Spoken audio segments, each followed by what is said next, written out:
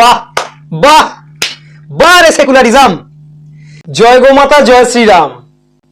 আমার কলেজ জীবনে এক বন্ধু ছিল, ওকে একদিন কলেজ থেকে ফেরার পথে বললাম যে আমি তো টিকিট কাটতে যাচ্ছি, তোর টিকিটটাও কি কেটে নেব? ও তখন বলেছিল, না না আমারটা কাটতে হবে না, তুই শুধু তোর জন্য টিকিট কাট, আমার তো কাটা আছে। আমি সেদিন ভেবেছিলাম হয়তো ও টিকিটের কথা বলেছে, কিন্তু আজ এই বর্তমান পরিস্থিতিতে দাঁড়িয়ে মনে হচ্ছে ও বোধহয় টিকিটের কথা বলেনি, অন্য কিছুর কথাই বলেছিল। হ্যাঁ হ্যাঁ, ওই আপনি যেটা ভাবছেন সেটার কথাই হয়তো বলেছিল মনে হচ্ছে। কেন বলুন তো? শুধু পশ্চিমবঙ্গ নয়, সারাটা দেশ ঘুরে একটু দেখুন, কি দেখবেন? আমি নিরামিষাশী, হ্যাঁ আমি নিরামিষাশী, আমি মাছ মাংস ডিম বা পেঁয়াজ রসুন ছুঁইও না, কিন্তু মুরগির মাংসের দোকানের সামনে কখনো দাঁড়িয়ে দেখেছেন রেড চার্টগুলো কি লেখা থাকে? দেখবেন দাম যতই বাড়ুক না কেন, গোটার থেকে কাটার দাম বেশি। হ্যাঁ বন্ধু, এটাই দেখতে হবে, গোটার থেকে কাটার দামটা বেশি হয়।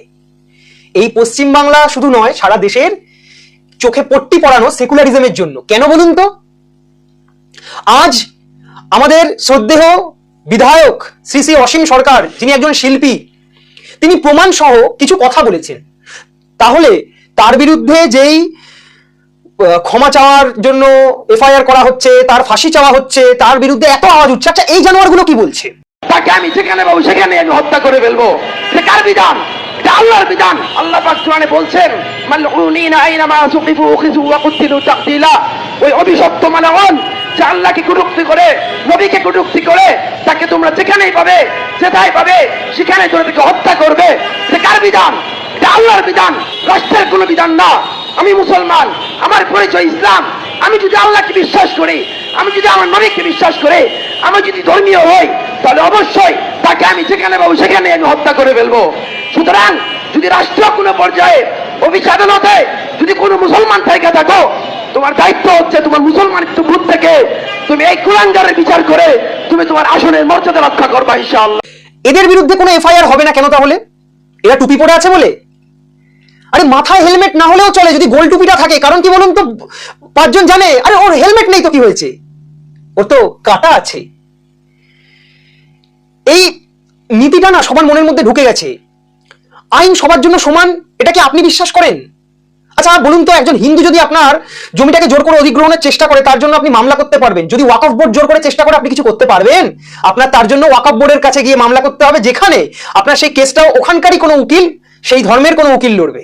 বাহ বাহ বাহ রে সেকুলারিজম। এই সেকুলারিজম, হ্যাঁ, যখন একজন ভরা মঞ্চ থেকে বলে হিন্দু ধর্মটাকে গন্দা ধর্ম, যখন একজন ব্রাহ্মণ কন্যা হয়ে বলে লা ইলাহা ইল্লাল্লাহ মুহাম্মদ রাসূলুল্লাহ, তার মানে উনি নিজে মনে করেন না যে ওই একজনের ব্যতীত আর কি আর কোনো ভগবান আছেন। আইএসআই ছাপ মারা সেকুলার এরা, এমনি এমনি যেরকম সেরকম সেকুলার নয়। এরা সেই রকম সেকুলার যখন উনার পদলেহনকারী বলে যে ইসলাম ব্যতীত অন্য কোনো ধর্মে যারা জন্ম নিয়েছে তারা দুর্ভাগ্যের সাথে জন্ম নিয়েছে, তারা সৌভাগ্য নিয়ে জন্মায়নি। ওকে কিছু বলা যাবে না, কারণ ওর তো কাটা আছে।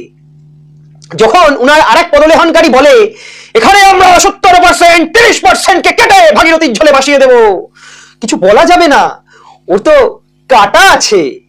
একটু ভেবে দেখবেন না কথাগুলো, নাকি আপনারাও বলবেন ওরে বাবা ওদের বিরুদ্ধে কিছু বলা যাবে না, ওর তো কাটা আছে।